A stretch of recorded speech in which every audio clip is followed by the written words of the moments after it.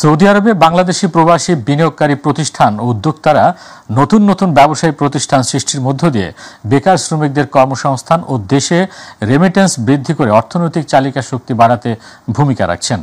এরই ধারাবাহিকতায় মক্কার আল হুসাইনিয়াতে বাংলাদেশি প্রবাসী ব্যবসায়ী মোহাম্মদ উসমান গনি ও সাইফুল ইসলাম সহ কয়েকজন প্রবাসী বাংলাদেশি ব্যবসায়ীদের উদ্যোগে শুভ উদ্বোধন হল হোটেল তাজমহল রেস্টুরেন্ট।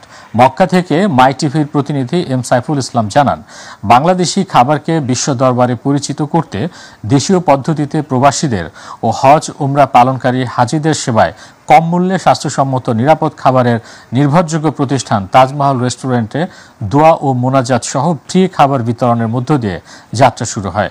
এ সময় রেস্টুরেন্টের পরিচালকরা জানান, খাবারের গুণগত মান ঠিক রেখে সুলভ মূল্যে প্রবাসী ও পবিত্র হজ উমরা পালনকারী হাজিদের সেবায় সর্বোচ্চ ছাড়ের সুযোগ রয়েছে।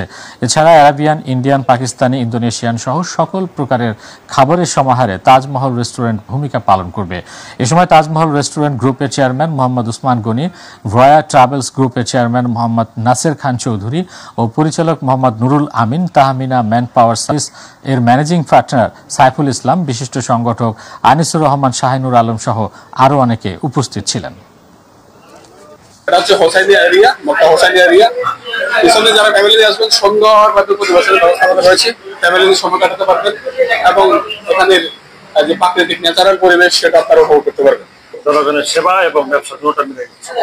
আমাদের এখানে স্বল্প মূল্যে ভালো মানের খাবার ইনশাআল্লাহ আশা করি প্রবাসীরা এখানে পাবে। বাংলাদেশি হিসাবে আমাদের ওসমান ভাই এবং সাইফুল ভাই সহ যারা আছে আমরা এগিয়ে এসেছি এই মাতামের মাধ্যমে, এই রেস্টুরেন্টের মাধ্যমে বাংলাদেশি যে মেনু আছে এটাকে ইমপ্রুভ করার জন্য।